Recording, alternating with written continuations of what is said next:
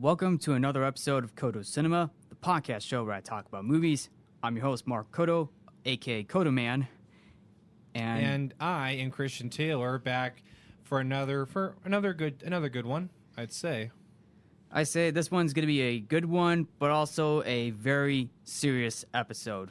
Yeah, with this topic, we're gonna take a break from the comic relief that we usually do. Because with this one, it's a very serious topic, so I think it's important that we kind of stay professional. Yeah, it's important to address this because this is basically from a movie scene that deals with very real life events that goes on, and it's very serious. I could not agree more on that, Mark. I could not agree more. You all are probably wondering what film that Christian and I are going to talk about that is very serious compared to the other films that we talked about in the past other episodes. Well, this film is basically Saving Private Ryan, but Christian and I should say, we're going to dive into one of the scenes in this film, and that scene is the opening battle of Saving Private Ryan. Yeah, but it's a very important in American history, which is the invasion of Omaha Beach on June 6, 1944. And what most historians will tell you is legit the turning point of the Second World War. We were finally finding the Germans on their home turf. The days of them invading places was over. Now we were invading them, and it was the real turning point. And a lot of things went into play for this to happen, and it's still held in history as one of the biggest invasions that we've ever done. And sometimes I wonder, if anything down the road will ever top what happened on that day. Just so many big, important things. Right, and this is very important as well. And as you mentioned, Christian, it takes place during World War II, during the invasion of Normandy. And that's where the film is, but also the film itself is known for its graphic portrayal of war, especially its depiction of the Omaha Beach assault during the Normandy landings. And that's basically part of the opening film. And this is easily one of the more memorable scenes in this film. It's a 20-minute opening scene that showcases the real life depiction of the war, and it is considered by many to be the most realistic war battle sequence in this film. Yeah, I even did some digging, and I actually found a report from a guy who his name was Dominic, and he said when he was a medic during that event, and he said that the movie was as close to the real thing as you could possibly be. He's like, that's exactly how it was, First I saw the scene for the very first time, and it really got me to the core, right out of the gate when the whistle blows from one of the soldiers as they're about to head over to land on Omaha Beach. Gunshots, literal gunshots from the sound from those machine guns. My whole thing with this battle, it's like the minute you turn this movie on, it doesn't let you take a breath. The leading up to the battle, yes, you see all the guys on the boats, just the different close-ups of all their faces. You can tell these guys are horrified. Yeah, and because it's they're all just sitting there knowing what's about to happen. It's they're scared out of their minds. Exactly, including Captain John H. Miller, being played by Tom Hanks. You can see his hand shaking as he picks up his water bottle to take one last drink, or should I say, as it was going to be his final drink. Yeah, and I really liked. Because the first thing you see, when it cuts from the cemetery to the boats, and the very first thing you see is a close up of Miller's hand shaking, and that's when he reaches for his canteen. Oh, was that a canteen? Yeah, it was. Yeah, it was those old '40s like metal canteens. You would unscrew the cap. Okay. Yeah. It looked like a water bottle, like one of those like earlier versions of water bottles at one point. And then the camera zooms out, and you see all the guys on the boat that Miller's on, and some of them are throwing up because, fun fact, every soldier had ate breakfast before they boarded the boats. And they were all nervous out of their minds. Right, they're nervous at the same time because it's gonna be an intense battle. It's like it's a very intense battle that they're gonna face, and they're also scared too, like as you mentioned. Mm-hmm. And it's just the calm before the storm. You see them on the boats, and then like you start hearing gunshots in the distance. You hear them hitting the metal on the boats and everything. It's getting louder and louder and louder. Mm-hmm. Then you hear the whistle blow, the door goes down, then it's just machine guns go off from the beach. Yeah, from the bunkers up on the hill, and it's just everything just goes south instantaneous. Like and what we get is different camera shots of the battle, is particularly with the machine gun camera sequence where it almost looks like it looks like it's first person, but at the same time handheld with a mix of like just holding the camera at the same time, because you can definitely see the different shots of how this battle was shot. Yeah, and it's like with Steven Spielberg, who was a director for this picture, what he was trying to do was the way the camera angles are set up during that beach scene. He wanted you to feel like you were one of the soldiers being there, like there's literally a shot where the camera is running with the rest of the guys, and it's like you're one of the soldiers running for your life to find cover. Right, you know, in first person. That's Yes. basically you see first person. You see a first person perspective, and part of it is also the use of handheld cameras and tight angles. And this beach scene did not hold back on what can happen to you during a battle. Like literally the scene where you see the soldier picking up his arm because it got blown off. Right. Apparently, I read a comment somewhere that was straight out of archive footage of the battle.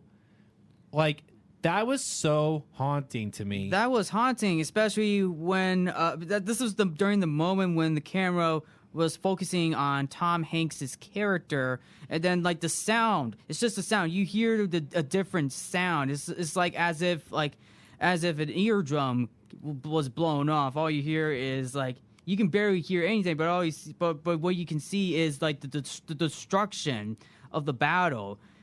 It's like it's literally a haunting moment.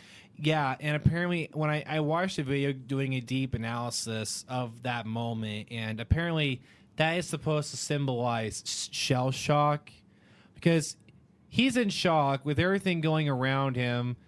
He's like trying to grasp all the chaos going on around him, you know? Mm-hmm. And he didn't back down. They kept going. The Allied forces kept going in this battle, and they were able to get to the bunker, by the way.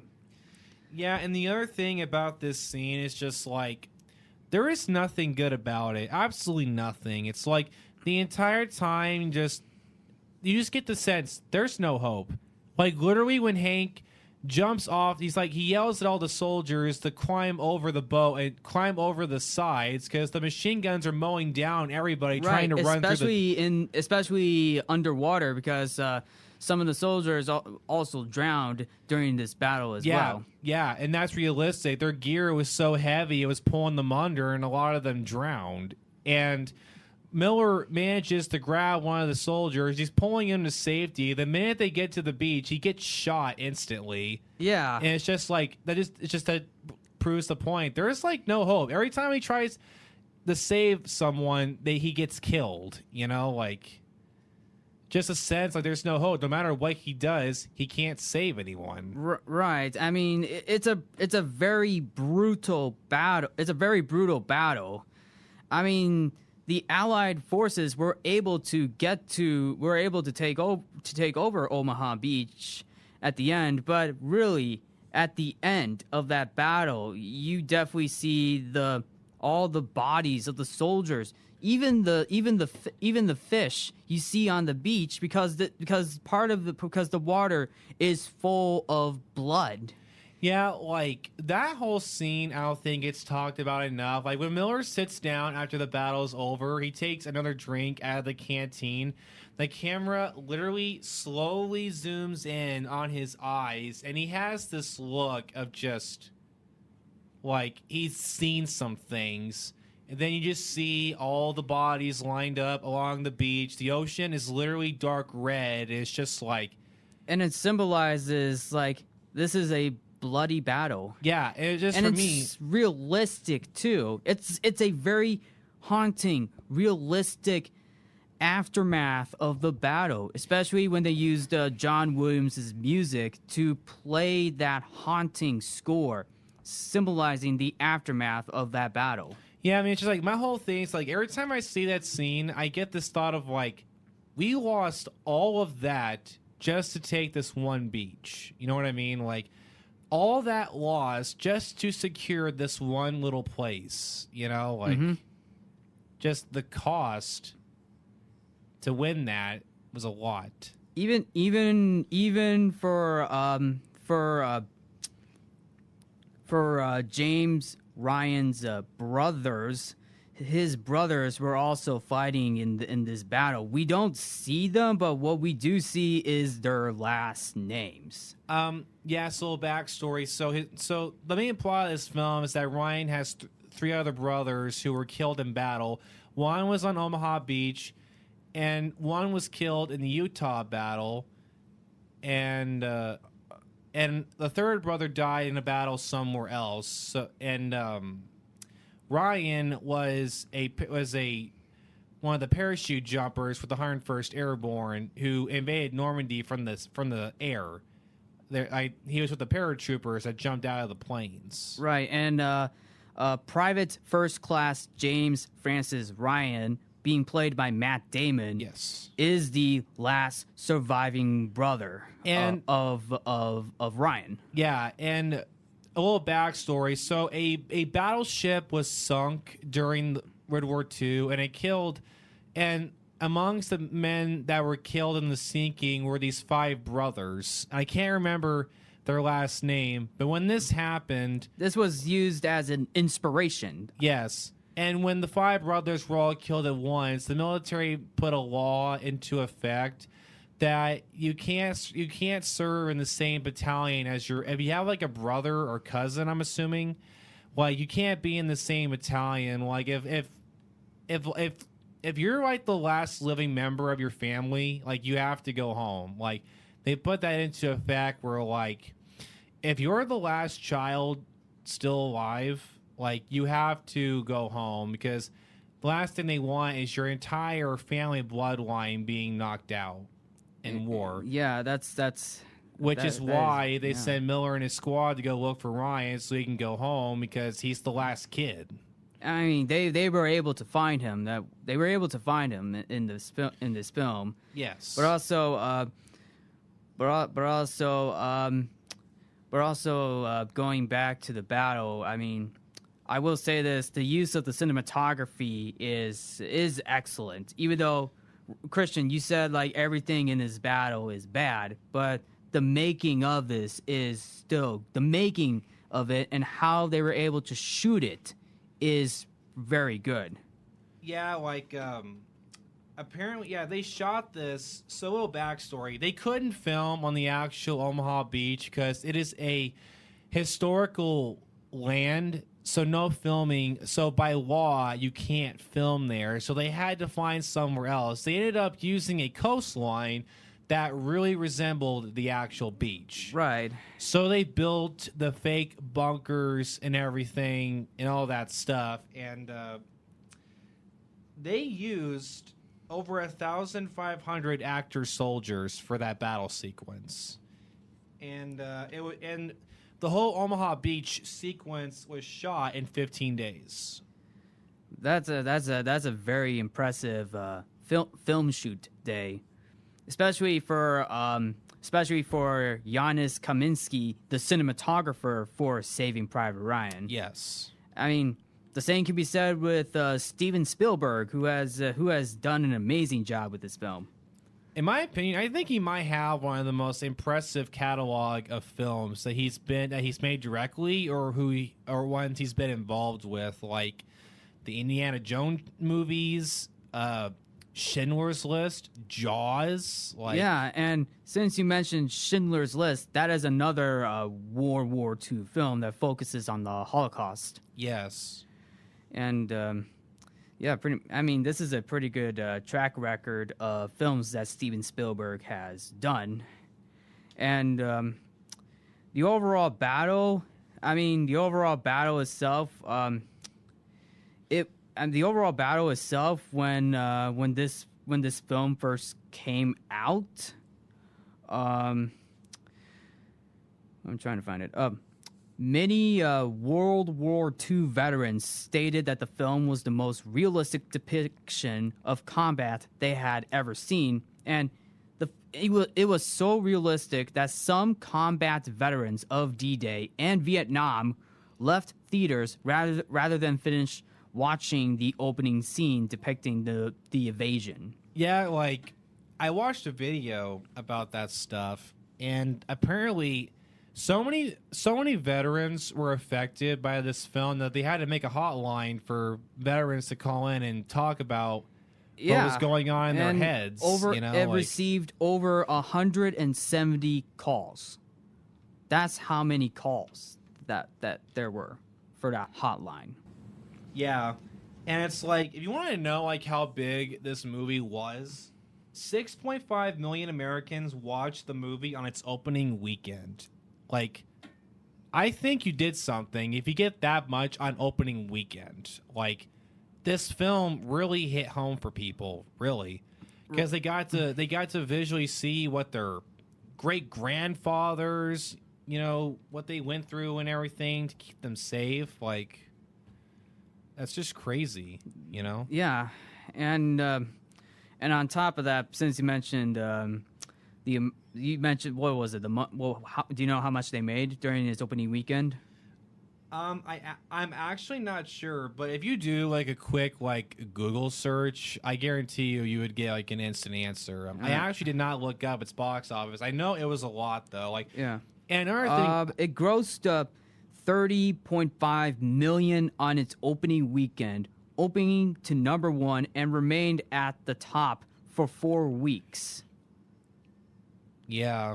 And then the film also grossed $216.5 million in the U.S. and Canada, and $265.3 million in other territories, for a worldwide total of $481.8 million. Yeah, and on top of that, Spielberg won the Oscar for Best Director with this picture. And he did. He didn't win Best Picture either, because this was also nominated for Best Picture, but that'll be another story for another day. Yeah, and there was another thing I wanted to touch upon. It's like another thing that really... There's a couple of shots during the aftermath that I wanted to touch upon for a sec. Do you remember the scene where, after the beach is captured, Vin Diesel's character is looking through one of the bodies of one of the dead Germans, and he finds a Hitler Youth knife, and he hands it to Mellish, and Mellish just starts breaking down and crying because he just now realized that he shot and killed a teenage soldier. Oh, I remember seeing that. It's at one point I thought, well, technically they got to their landing point, even though they took control of the beach, but at the same time it almost made me realize that it's haunting, because they just killed a boatload. They just killed a boatload of German forces. And I didn't know that one of them was a teenager. I did not know that. Yeah, I mean, it's like, it took me a long time to realize that scene, but yeah, the Hitler Youth was it was that whole thing was about attracting young kids to join the Nazi party, you know, and help in some way. Like during the last couple years of the war, you know, like they were losing so bad, they were literally finding any civilian that they could find to hold a gun. It didn't matter, kids, whatever. Oh, you can hold a gun, or you're going into battle. You know what I mean? Like things that they got so desperate that they didn't even care about human lives anymore at that point. You know, like just crazy. That is crazy. Especially at the end of the battle where one of the soldiers, the Allied forces, picked up an empty canister, and like scooped it up with the dirt. Yeah, and I thought that was also that was a very touching scene because like you're away from home, you need something to keep your mind busy, so it's like maybe try to find like a hobby, and I guess for Mike's character, he collects dirt of all the places that he's been to in the war. Mm-hmm. And I'm sure that probably helps him keep his mind busy and so he can find something to do. Maybe at least he can do something good with all this evil going around him. Right. That's how I always kind of viewed that part in particular, you know? Mm-hmm. But really, overall, it's a realistic and devastating battle in this opening scene for Saving Private Ryan, and easily the most memorable sequence in this film. Yeah, because, like, honestly, in my opinion, I think the whole beach sequence could be a movie of its own. Like, you could literally cut that from the rest of the film. Those 20 minutes, that could be a movie all on its own. It could be like a mini episode of like a TV show. Like that whole thing is a whole story of its own. Mm-hmm. And in my opinion, I think that this picture should be shown to every history class in every school. I believe so because this is really I see this film as a very important film, particularly the opening battle. Yeah, like this movie was included in the National Film Registry of Library of Congress. Like that's how important this picture is. It is very, and that's very important, including including the American Film Institute ranked Saving Private Ryan as the 71st greatest American film in American Film Institute's 100 years of 100 movies. Because thanks to this movie, every generation is going to know now what those guys went through to keep us free. They did evil things so that none of us would have to. And that just hits me in the heart every single time. And it's just like, what do you say to that? You know, it's just... I just don't think this generation realizes how good they have it. You know, it's just like... I agree. I agree because this was World War II taking place during the 1940s. Well, 1930s, late 1930s, going to the early 40s. Yeah, it's a different time, and it showcases how serious this was. Yeah, like if we hadn't won, imagine how the world would look now. You know, like they did so much, and we need to remember what they did, like forever. Because history really, really, I just can't say enough. It matters. History matters so much. I can't say it enough. Mm-hmm. And it really does matter. And with Saving Private Ryan, this is an important film. It's very important because this is basically one of the few turning points of the war. Yeah, and the last thing, one last important thing I want to say is that the reason I think this film works so well, it doesn't hold back when it shows you just how awful war is. If you, like, I'm not, like, a good example, if you go back and watch, like, war movies from, like, the 50s and the 60s, they made it look like war was fun. Like, look at me, I'm the good main character. I'm saving lives, you know, like, I'm killing them evil Germans and everything. They're just mindless nobodies. Like, no, they were humans too. This film shows you there is nothing good about war. It is horrible.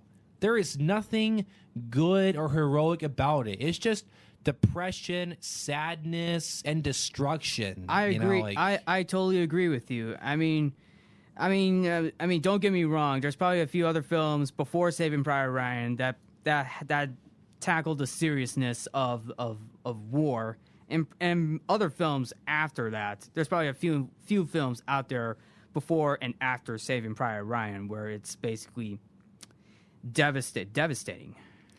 now, Mark, I got a question for you. Yeah. I was kind of curious. When was the very first time that you saw Saving Private Ryan?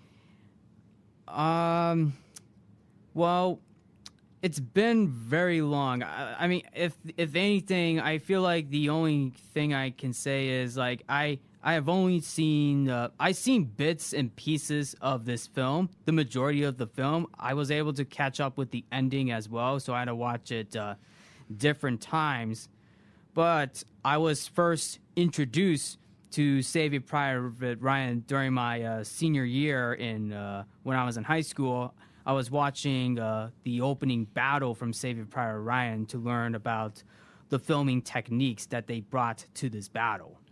Okay, so That's how I got introduced to this film. yeah, I actually grew up with this movie. I started watching it when I was around, I think, 11 or 12 years old. I had a regular DVD copy of it that I bought at a Springfield mall for like $10. It was in a bin, I believe.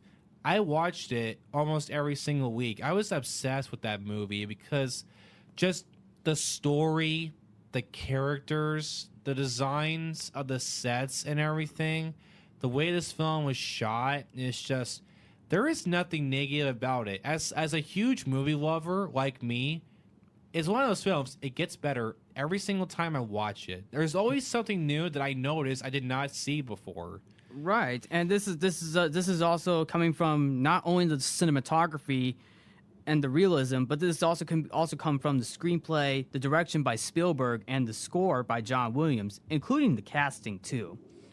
Yeah, and another cool fact that I learned about this movie is that all the main actors had to go through a boot camp. They spent weeks camping out in the woods and remade 1940s looking tents. They ate out of cans. They slept on the ground. They learned how to fire their guns and they everything. drink out of canteens. Yeah, like they got to during the whole time they were filming, like they were real soldiers. Like they had the mindset of a soldier. They went through the boot camp and everything. They wanted it to be as real as possible. Right. And they wanted to go through as much as possible because think about it. All these guys are late teenagers, early 20s adults. They don't want to be here. They're tired. They're miserable. They want to go home. And you need to portray that on screen. And they did it. They did it. They did it so well in this film. They did it so well, and but it also shows that these soldiers are fighting for their country. Yeah, exactly. And it's a lot. It's so much sacrifice. It's a huge sacrifice. It's a huge sacrifice that the soldiers that are fighting for their lives, and they're fighting for their country. They're fighting for the people, fighting for their families. I mean, everything. They're fighting for everything. Yeah, and I'm going to state this right now. I will always have the highest respect for our veterans, our military, our fire departments, our police, everyone who's out there on the front lines keeping us safe. I have nothing but the highest respect for all of them. Respect to those who are fighting for our country. Like you said, Christian, the soldiers, the fire department, the police department, and any other special forces out there fighting for our country, and we all have our highest respects. Yes, and I will say this, and if you haven't seen this movie yet, I would highly recommend it because me personally, I think people need to understand that freedom does not come free. Like people need to remember how bad things once were so they can be happy with the way things are now. help them remember, things weren't always like this. You No, gotta remember where we no, came exactly. Yeah, I you mean, have got to remember the roots of where we came from so you can appreciate more what you have around you now. right, because you had to go through certain tasks, including training process, especially for the soldiers who fought in battles. Like, you can't just go out there in the battlefield without any training. No, you gotta go through the process. You gotta go through that process, and it's tough. I know it's tough. I know it's tough, but you have to go through that process to prep for that. Yeah. You want to know what's scary? So I looked up what were the odds of you surviving the D-Day invasion, and I found this example as 2,000 paratroopers faced 345,000 bullets across an area of sky covering 9 square miles, 1 in 4. But 50% of the men survived. Really? Yeah. So you had a 1 in 4 chance of surviving the battle, and 50% of those guys made it. That's think about those numbers for a sec. Like, that is crazy to me. That really is. Yeah. But anyway, I say we can definitely end here. What do you think, Christian? Yeah. Yes, I think we could definitely end here. I mean, there's nothing more we can really say. I mean, it's like we can't really say anything else. Just like this scene, in my opinion, is just one of those things. There's like, you need to see it for yourself. No amount of describing by us will do it justice. You need to see it for yourself so you understand. See it to believe it. Yes, I think that is exactly the important thing about Saving Private Ryan, particularly the opening battle scene. Yes. So, anyway, yeah. So basically, that pretty much wraps it up. And also, thank you to all those involved who have fought for our country. Whether it's the Army, the police department, the fire department, any other special forces who have fought and to protect our country. Like my baby sister, who's 6 years old now, she gets to live in a free world now. She can decide now what she wants to do with her life. She gets to have a great childhood, and it's all thanks to those people who made the ultimate sacrifice so that we could all live happy lives. Yeah. So all I can say is thank you to all the veterans and everybody out there who helped keep us safe. Just thanks, seriously. Yeah, we thank you very much for your great honor, dedication to serve our country.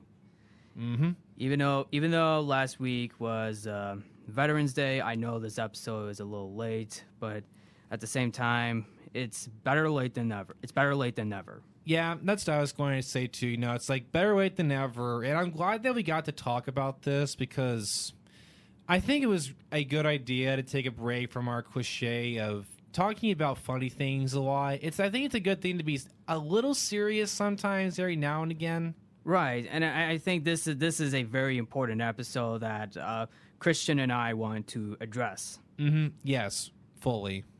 So yeah. Anyway, thank you all for tuning in to Codo Cinema. I am your host, Mark Codo. And I am Christian Taylor. Remember to watch movies and stay positive. And thank you all to those who have fought and served for our country with great honor and dedication. Thank you very much. Yep, I second all of that.